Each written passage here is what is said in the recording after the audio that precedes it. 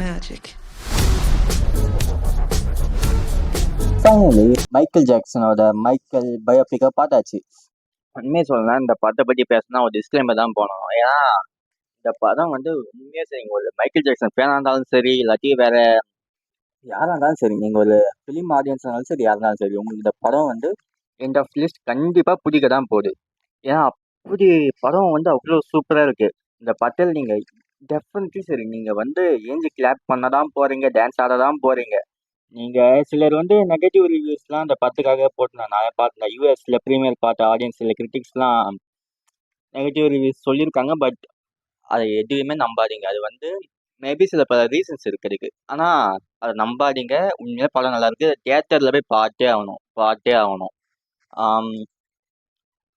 முதல்ல இந்த படத்தை பற்றி சொல்லணும் அப்படின்னா, உண்மையாகவே இந்த படத்தை வந்து 2 பார்ட்டாக பிரிச்சிருக்காங்க. ஃபர்ஸ்ட் பார்ட், செகண்ட் பார்ட்னு. செகண்ட் பார்ட்டுக்கு லீட் கொடுத்துருக்காங்க இந்த படம் முடியும் போது. ஃபர்ஸ்ட் பார்ட்டில் வந்து அவர் வந்து கடைசியாக இந்த ஜாக்சன் 5 பேண்ட்லேருந்து பிரிஞ்சு அவர் சொந்தமாக அவர் தனியாக இதுக்கப்புறம் பாட போகிறேன்னு சொல்லிட்டு போவார்ல, அதோட இந்த படம் முடியுது. இதில் வந்து மோஸ்ட்லி இன்டெப்த்தாக ஒரு ஸ்டோரி லைன், அவரோட லைஃப், அவர் பர்சனல் லைஃப், அவரோட ஒரு மைக்கேல் ஜாக்சனோட பெர்ஸ்பெக்டிவ்ல அவர் லைஃப் எப்படி இருந்துச்சுன்றதை வந்து சூப்பராக சொல்லியிருந்தாங்கன்னா, நம்ம அவரை பார்த்த விதம் வந்து வேற மாதிரி இருந்திருக்கும். ஆனால் அவரோட லைஃப்ல எல்லாத்தையும் பார்த்த விதம் வேற மாதிரி இருந்திருக்கும்ல. அவரை சுற்றி நிறையா கான்ட்ரவர்சிஸ், அவர் வந்து இப்படி அப்படின்னு சொல்லிட்டு நிறைய பேர் சொல்லியிருந்தாலுமே, உண்மையிலே அவர் எப்படின்னு அவருக்கு மட்டும் தான் தெரியும். ஸோ அவரோட பெர்ஸ்பெக்டிவ்ல அந்த படம் வந்து ரொம்ப அமேசிங்காக பண்ணியிருந்தாங்க. இதில் முக்கியமாக சொல்லணும்னா, அந்த படத்தோட ஸ்டோரி பார்த்தீங்கன்னா, மைக்கேல் ஜாக்சன் அப்பா, அவங்க அப்பா ரொம்பவே அரகண்டா, அப்யூஸாக இருக்காரு. எப்பவுமே பசங்களை வந்து ரொம்ப ஸ்ட்ரிக்டாக வளர்த்துன்னு இருக்காரு. ஏன்னா அவரை பொறுத்த வரைக்கும் அவர் ஃபேமிலியை வந்து நம்ம வந்து பெஸ்ட்டாக கொண்டு போகணும், ஒரு நல்ல நிலைமைக்கு கொண்டு போகணும்னு சொல்லிட்டு அவர் என்ன பண்ணுறாருன்னா, வறுமையில் இருந்துட்டு ஜாக்சன் ஃபைன்னு அவர் பசங்க வச்சு ஜாக்சன் ஃபைன் சொல்லிட்டு ஒரு பேண்ட் ஆரம்பிக்கிறாரு. அந்த பேண்டில் வந்துட்டு நம்ம மைக்கேல் ஜாக்சன் இருக்கு, அவர் தான் இருக்கிற சின்ன பையன் போல இருக்கு. அவர் வந்து வளர வளர அவர் வந்து சூப்பராக பாட்டு பாடுறதா இருக்கட்டும், அவர் டான்ஸ் ஸ்டெப்ஸாக இருக்கட்டும், எல்லாமே சூப்பராக வளர வளர பண்ணிட்டு இருக்காரு.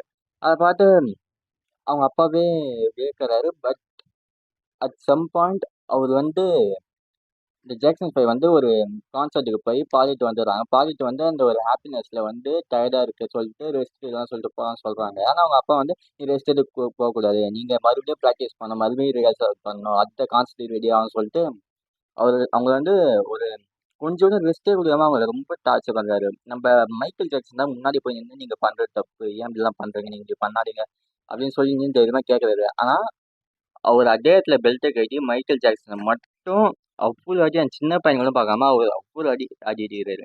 ஏன்னா அது ரியாலிட்டியில் அதெல்லாம் நடந்துச்சு. அதை வந்து அப்படியே ஸ்க்ரீனில் காமிச்ச அந்த ப்ரெசன்ஸ் இருக்குல்ல. ஏன்னா நான் நினச்சேன்னா இப்போ இருந்தாலும் இது ரியாலிட்டியில் அப்படியே நடந்திருக்கும், ஸ்க்ரீனில் யாருமே காமிப்பாங்க. ஏன்னா ஒரே ஃபேமிலி தான், எப்படி தப்பாக காமிக்க முடியும் அப்படின்னு சொல்லி வச்சேன். பட் நடந்ததை அப்படியே காமிச்ச விதம் ரொம்ப சூப்பராக இருந்துச்சு. மைக்கேல் ஜாக்சன் பாத்ரூம் போய் உட்காந்து அழுவா, அவங்க அம்மா தான் சொல்லப்போனால் அந்த படத்தில் வந்து அவங்க அம்மா தான் நிறைய இடத்துல மைக்கேலுக்கு சப்போர்ட்டாக இருக்காங்க. அண்ட் அதுக்கப்புறம் இந்த இருக்கிற அண்ணன் தம்பிங்க மைக்கேல் ஜாக்சன் மட்டும்தான் அவங்க அப்பா கிட்ட செம்ம அடி வாங்குறாரு. ஏன்னா அவங்க அப்பா வந்து அடிக்கிறதுல ரொம்ப அபியூஸ் பண்ணிருக்காரு அந்த பசங்களை போட்டு. ஸோ வந்து மைக்கேல் வந்து அப்படியே வளர்றான். வளர்ந்ததுக்கு அப்புறம் அவனுக்குன்னு, அதாவது அந்த ஜாக்சன் பையை பார்க்க வர ஆடியன்ஸை விட மைக்கேலை பார்க்க வர ஆடியன்ஸ் தான் அதிகமாகறாங்க. இப்போ அப்படி இருக்க சமயத்தில் மைக்கேல் தனியா இறங்கி பண்ணலாம்னு சொல்லிட்டு ஒரு பிளான் பண்றான். அதுக்கு வந்து அவங்க அப்பா கிட்ட அவனுக்கு பர்மிஷன் கேட்க போய், ஏன்னா அவன் வளர்ந்து பெரிய ஆள் ஆயிட்டு இருப்பான். அவனுக்கு 18 வயசுல தாண்டி இருக்கும். ஆனாலும் அவங்க அப்பாவுக்கு அவன் பயப்படுறான். அவன் என்ன பண்றான்னா, அவங்க அப்பா கிட்ட பேச பயந்துட்டு இட்ஸ் லைக் அந்த ப்ரொடியூசர்ஸ் இன்வெஸ்டர் சம்திங் இருப்பாங்கல்ல, அவங்கள விட்டு அவங்க அப்பா கிட்ட பேச வைக்கலாம். இப்போ வந்து அவங்க வந்து அவங்க அப்பா கிட்ட பேச சொல்லவும் அவரும் ஒத்துக்கிறாரு. அதுல இருந்து அவன் தனியா இறங்கி அவனோட தனித்துவத்தை காட்டுவான். அதுக்கப்புறம் தான் வந்து தனியா போயிட்டு ஒரு பிரைவேட்டா ஒரு ரூம்ல உட்காந்துக்கிட்டு என்ன ஆல்பம் ரிலீஸ் பண்ணணும், மைக்கேல் ஜாக்சன் அவனுக்கு பிடிச்சது ஒவ்வொன்றா செய்யறான். அவனுக்கு அந்த ஒவ்வொரு சாங்கையும் ரைட் பண்ற விதமா இருக்கட்டும், அதை வந்து அவரோட ஓன் கிரியேஷன். அவர் வந்து ரொம்ப ஹாப்பியா ஆவாரு. ஏன்னா முதல் தடவை நான் வந்து என்னோட ஓன் கிரியேஷனை பண்றேன் அப்படின்னு சொல்லிட்டு. அதுக்கப்புறம் அவருக்கு வந்து ஃபேன்ஸ் இருக்கிறதுல ரொம்ப அதிகமானதுதான் ஹிஸ்டரி. அதுக்கப்புறம் கொஞ்சம் கொஞ்சமா அவர் வந்து தனியா நெறைய பண்ண அதுக்கப்புறம் என்ன ஆகுது, ஒரு கட்டத்துல வந்து அவங்க அப்பா வந்து கூட்டு வச்சு, "நம்ம அகைன் ஒரு டூர் போலாம். நம்ம ஜாக்சன் 5 கூட்டிட்டு போய் கான்சர்ட் பண்ணலாம்" சொல்லவும் விருப்பம் இல்ல. அதனால அவங்க அப்பா வந்து வீட்ட விட்டு வெளிய போன்ட்டு வரத்தா அவனும் வந்துர்றான். வந்துட்டு தனியா நின்னு அதுக்கப்புறம் தான் இந்த த்ரில்லரு, பில்லி ஜீன் மாரியான ஃபேமஸான சாங்ஸ்லாம் வந்தது. அதுக்கப்புறம் மைக்கேல் ஜாக்சனோட சக்சஸ் சொல்லப்போனா அந்த ஒரு பீக் லெவலுக்கே போச்சு. அத பார்த்துட்டு அவங்க அப்பா மறுபடியும் வந்து மைக்கேல் ஜாக்சன கன்வின்ஸ் பண்ண ட்ரை பண்றாரு. அப்புறம் ஒரு வழியா மைக்கேல் ஜாக்சனும் ஒத்துக்கிட்டு அந்த ஜாக்சன் 5க்கு மறுபடியும் அந்த டூருக்கு கிளம்பி வர்றாரு. அதுல வந்து என்ன ஆகுதுன்னா, அவரோட தலையில வந்து தீ பிடிச்சிருது. அந்த ஒரு லைவ் கான்சர்ட்ல. தீ பிடிச்சு என்ன ஆயிடுது, அதுக்கப்புறம் ஹாஸ்பிட்டல் அட்மிட் பண்றாங்க. அவர் பெட் ரெஸ்ட் எடுக்குறாரு. இதுல இன்னொரு விஷயம் முக்கியமா சொல்லணும்னா, அவருக்கு வந்து இந்த பெட்ஸு, அது மட்டும் இல்லாம முக்கியமா இந்த ரொம்பவுமே அவர் என்னதான் ஒரு 20 வயசுக்கு மேல 30 வயசுக்கிட்டயே ஆனாலும், இந்த பெட்ஸ் மேல வச்சிருக்க அன்பா இருக்கட்டும், இந்த குழந்தைங்க மேல வச்சிருக்கது, அந்த விளையாட்டு பொம்மைலாம் வச்சு விளையாடுறது, பொம்மை படம் பார்க்கறது, அவருக்கு மனசுக்குள்ள ஒரு குழந்தைய விட என்னமோ வாழ்ந்துட்டு இருக்காருன்றத ரொம்பவே இன்ட்ரெஸ்டிங்கா அந்த படத்துல காமிச்சிருந்தாங்க. ரியல் லைஃப்ல அவரு எப்படி ஃபீல் பண்ணாரோ, படத்துல அவரு ஃபீல் பண்ணும்போது நம்மளே அத ஃபீல் பண்ற மாரி இருக்கும். அவருக்கு உள்ள ஒரு இன்னோசென்ட் இருக்கு. அத வந்து சின்ன வயசுல இருந்தே வெளியேத்த விடாம அவங்க அப்பா ரொம்ப ஸ்ட்ரிக்ட்டா வளர்த்தனால, ஜாக்சனுக்கு அந்த சின்ன வயசுல வந்து அந்த குழந்தை பருவத்த என்ஜாய் பண்ற டைமே அவருக்கு கிடைக்கலன்னு நெனைக்கிறேன். அதனால தான் அவருக்கு வந்து இப்பவும் அந்த நெவர்லாண்ட்லாம் கிரியேட் பண்ணி அதுல வாழ்ந்துட்டு இருந்தாரு அவரோட கடைசி காலகட்டத்துல.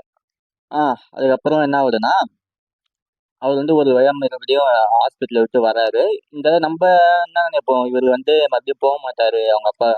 அது வந்து முடிஞ்சிருச்சு. இதுக்கப்புறம் இது மாரி ஜாக்சன் 5 விட்டு வெளிய வந்த படம் மறுபடியும் ஜாக்சன் 5 உள்ளார போயி லாஸ்ட்டா ஒரு கான்சர்ட் பண்றாரு.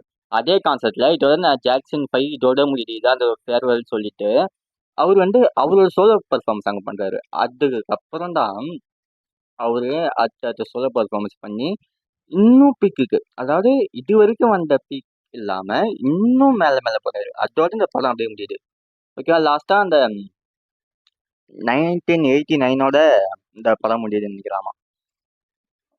அதுக்கப்புறம் தான் லாஸ்ட்டா இந்த த்ரில்லர், பில்லி ஜீன்லாம் முடிஞ்சதுக்கப்புறம் 1989ஓட அந்த படம் முடியுது. அதுக்கப்புறம் பார்ட் 2க்கு லீட் குடுக்குறாங்க. இதுக்கப்புறம் தான் அந்த 90ஸ் பீரியட்ல அவரு எப்படி இருந்தாரு, 2007 வரைக்கும் எப்படி இருந்துச்சு. இதுக்கப்புறம் தான் they don't care about us. இதுக்கப்புறம் லாஸ்ட்டா அந்த அவர் பண்ண லாஸ்ட்டா அந்த ஒரு international tour this is it அப்படின்னு சொல்லிட்டு, இதுக்கப்புறம் தான் பார்ட் 2 தான் வரும். இதுதான் 1989ஓட படம் முடியுது. இதுக்கப்புறம் பார்ட் 2 தான். பட் இந்த படம் உண்மையாவே எல்லாருமே பார்க்க வேண்டிய ஒரு படம். ஏன்னா நான் சொல்றேன் ஒரு ஐமேக்ஸ் உங்க உங்க பக்கத்துல ஐமேக்ஸ் தியேட்டர் இருக்கு. உங்களால முடியாதுன்னா மிஸ்ஸே பண்றாதீங்க. ஐமேக்ஸ்ல பார்க்க வேண்டிய ஒரு படம்.